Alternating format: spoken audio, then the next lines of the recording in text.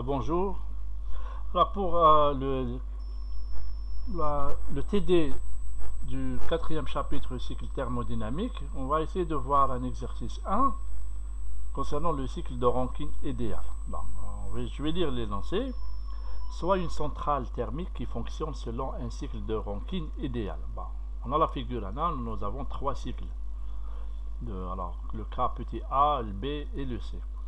Alors, la vapeur d'eau entre dans la turbine à 3 mégapascales et à 350 degrés et elle est condensée dans le condenseur à 10 kilopascales. Déterminé pour les cas suivants. Donc, là, nous avons 3 cas. Alors, le cas de petit a, va calculer le rendement thermique de ce cycle. Le petit b, c'est-à-dire le cas b, le rendement de ce cycle, mais si elle est chauffée à non pas à 350 mais à 600 degrés. Le cas le petit c, le troisième cas, c'est en changeant la pression, au lieu de 3 mégapascales, on va avoir 15 mégapascales avec ce 3 de 600. Alors pour chaque cas, on doit calculer le rendement. Alors pour le petit, on va commencer par le petit a là. Alors je vais agrandir un petit peu l'image. Très bien. Alors on va commencer par le petit a là. Alors premièrement, pour le petit a, il faut déterminer les états A, 1 et 2. Alors le 1 c'est à 10 kilopascal, c'est un liquide saturé. Ok. Donc là, vous pouvez voir que ça c'est un liquide saturé. Ok, donc le petit 1 liquide saturé. Voilà. Donc à partir de l'étape thermodynamique, vous pouvez tirer le H1 et le H1 les HF à 10 kilopascal égal à 191,81 kJ par kg, mais aussi le volume spécifique. Alors l'état 2, c'est une elle est adiabatique réversible, donc isentropique, parce que la pompe elle est isentropique, donc le P2 va être à 3 mégapascal, mais le S2 c'est le S1, précédemment c'est le SF là. Donc le travail de la pompe, vous pouvez le calculer par V1 égale P2 moins P1, nous avons P1 et le P2, et le volume spécifique à l'état 1 nous l'avons, donc on calcule directement le travail de la pompe. Alors H2, vous pouvez tirer directement, alors à partir de l'équation du premier principe d'un système ouvert à la pompe, on peut tirer le H2. On tire le H2, on va essayer de tirer tous les paramètres nécessaires. Donc le H2 égale H1 plus le travail de la pompe. Ok. Et l'état 3 et l'état 4. Donc chaque état, donc 1, 2, 3, 4, là on tire tous les états possibles. Alors pour l'état 3, P3 3 mégapascal et T3 350. Vous tirez le H3 et le S3. Alors l'état 3 c'est de la vapeur surchauffée, donc l'état de la vapeur surchauffée. L'état 4 c'est l'état 4 c'est quoi? L'état 4 c'est, vous avez la pression à 10 kilopascal, mais le S4, le S et le S3, il y a une égalité, parce que là elle est adiabatique réversible, elle est isentropique, delta S égale 0, donc S4 égale S3.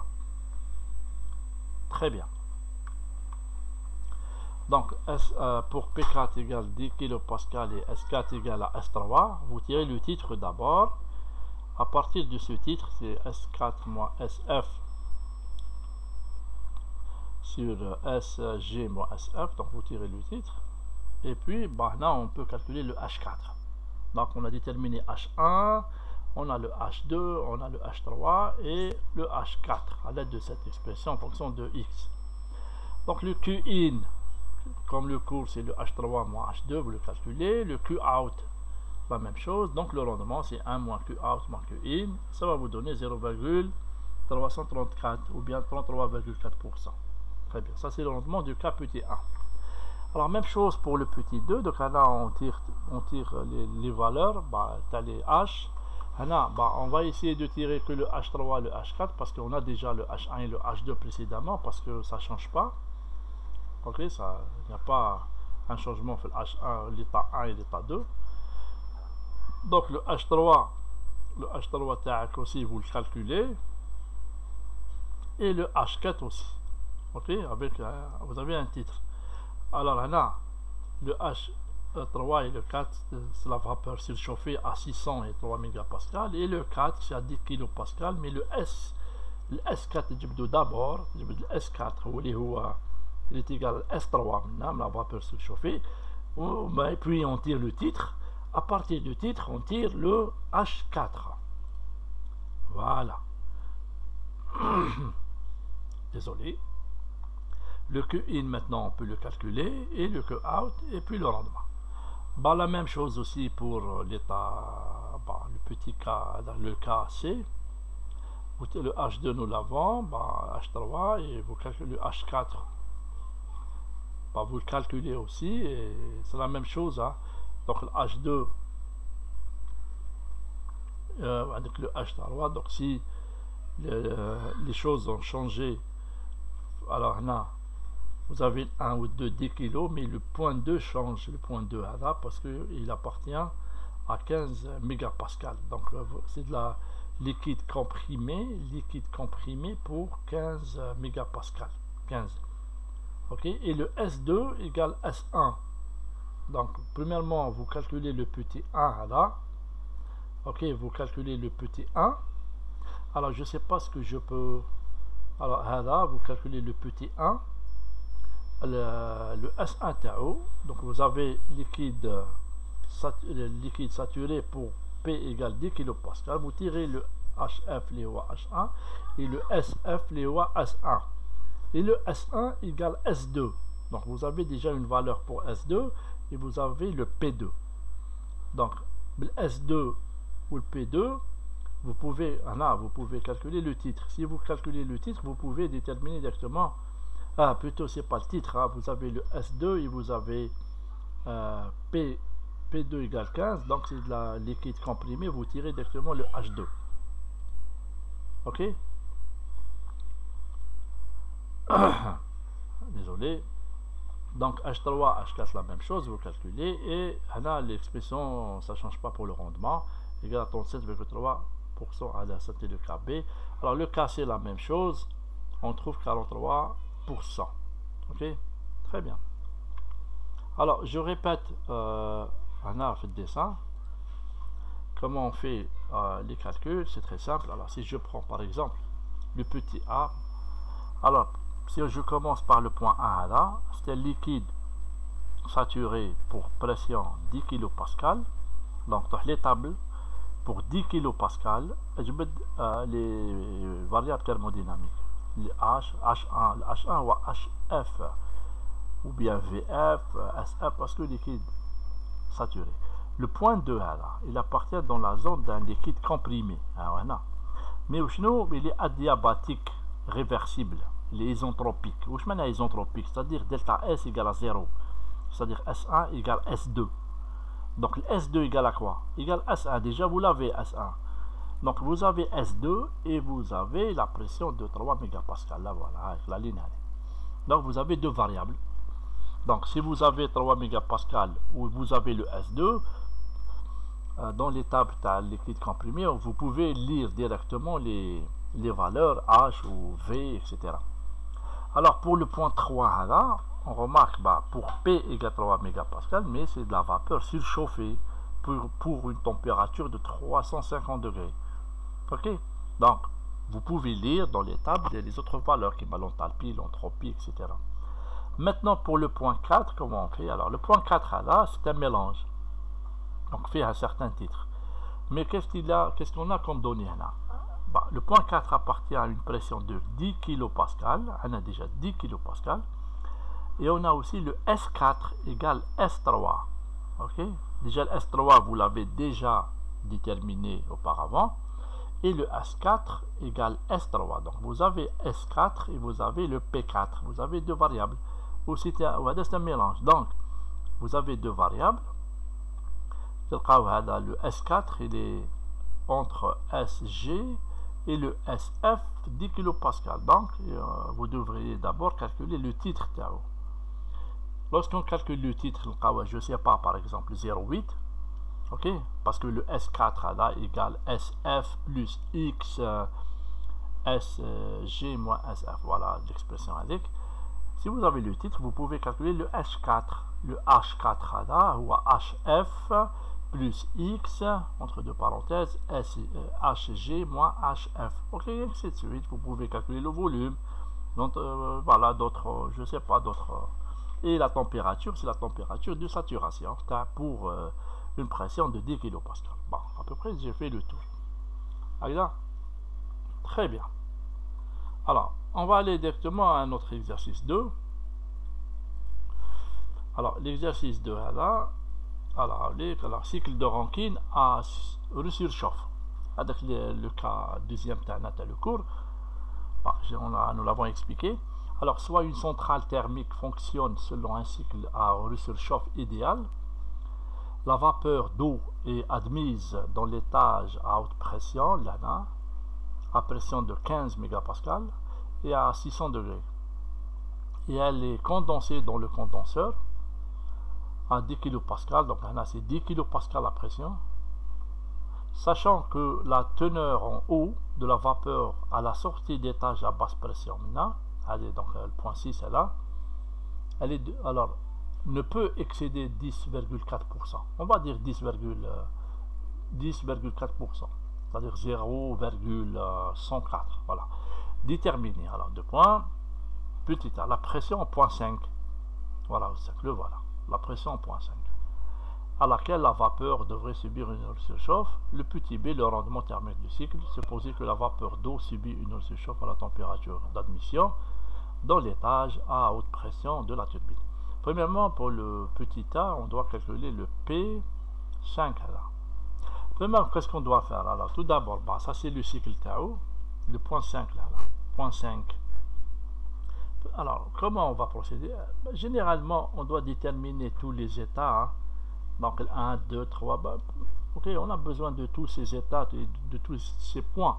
C'est comme l'exercice précédent. Alors, le point A, liquide saturé, etc., avec une pression de 10 kPa, c'est le H1 ou HF pour 10 kPa. Tu peux aussi le S1 ou SF pour 10 kPa. Pour le point 2, c'est AP15 et le S2 égale à S1. Donc, vous pouvez tirer le H2, liquide comprimé. Hein. Et puis le H3, point 3, c'est la vapeur surchauffée pour P égale à 15. Vapeur surchauffée pour 15 mégapascal. Ok. Donc le point 3 là aussi. Alors le point 4, c'est vapeur surchauffée, mais avec delta S il est égal à 0. Ok. Le point 5 aussi. Là, c'est vapeur surchauffée aussi. Alors, comment on va procéder? Voilà. Alors, on va commencer par l'état 6. Attaque le titre aussi. Alors, vous avez la pression de 10 kPa et vous avez le titre de 0, ça. Ok? Alors, vous calculez. Donc, vous calculez le S6. Maintenant, on a, le titre ne peut pas dépasser le 10%, hein, c'est-à-dire, ok? Alors, là, ne peut pas dépasser. Alors, le point 6. Alors, sachant que la teneur en haut de la vapeur à la sortie de l'étage à basse pression ne peut excéder 10,4%. Très bien. Donc, à partir de là, si je prends par exemple, je prends par exemple x6 égale 0,800. Moi c'est plus logique. On a pris cette valeur parce que le titre il est plus proche de 1. x6 il doit approcher le 1. Ok. Alors dans cet énoncé là, qu'elle ne peut pas excéder 10,4 et on sait que le point 6 à la taille, le voilà, il est plus proche de 1, le x. Donc il ne peut pas, et il doit dépasser les 10 à l'eau. Il y en a dans l'énonciade, je dois normalement le refaire. Ok, ça n'a pas de sens aller. On corrige ce qu'il y a à corriger. Hein. Alors, on prend le titre égal à 0,800 800 quelque chose à dire parce qu'il est plus proche de 1. Ok, Ok, donc il faut pas tenir compte. Voilà, très bien. Alors, si je prends le x6 égale 0,896, donc je calcule le S6 TI, ok, c'est un mélange, je le calcule, voilà. À l'aide du TI aussi, bah, égal à 2335,1 kJ par kg. Maintenant, l'état 5. Alors, l'état 5, voilà, indice 6, l'état 5, c'est de la vapeur surchauffée. Alors, vapeur surchauffée, mais avec le S5 égale S6. Ok, et je cherche voilà, le STI. Bah, je trouve à 600,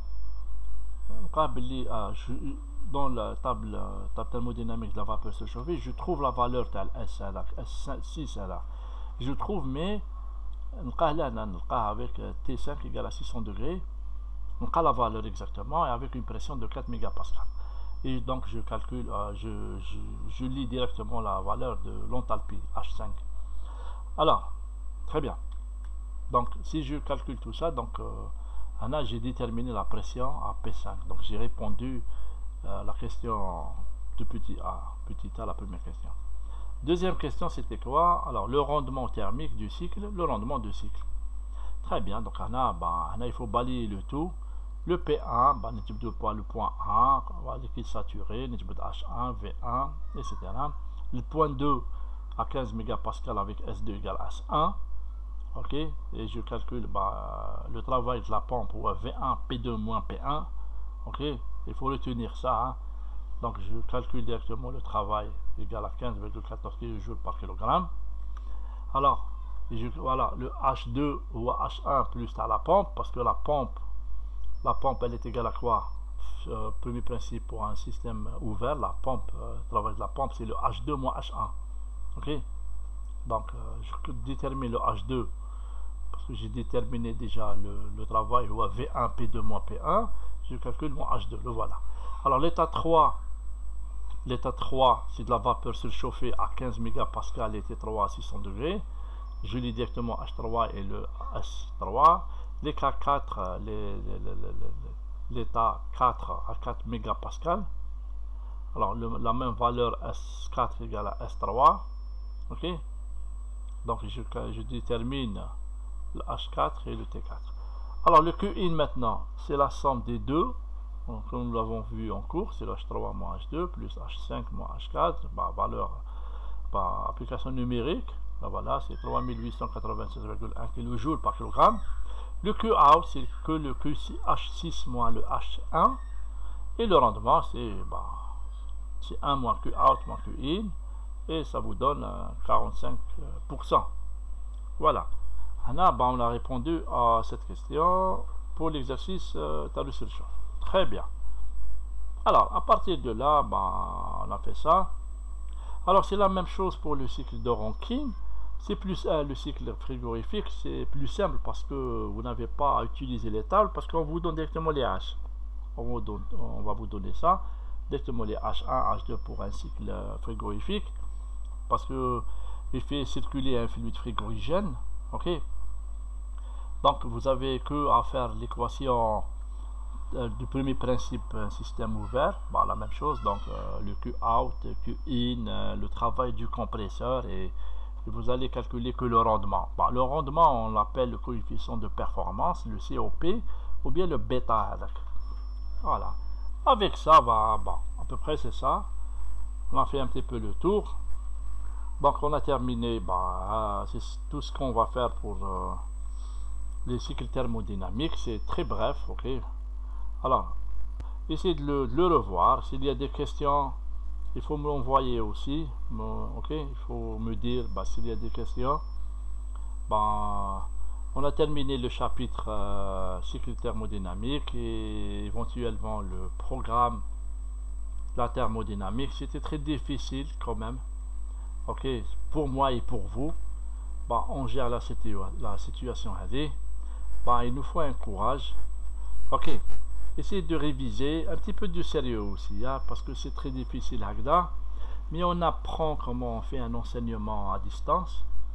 Et préparez-vous aussi, je sais pas, dans le Google, essayez de partager aussi le Google Classroom, peut-être qu'on va faire un petit peu des exercices, etc.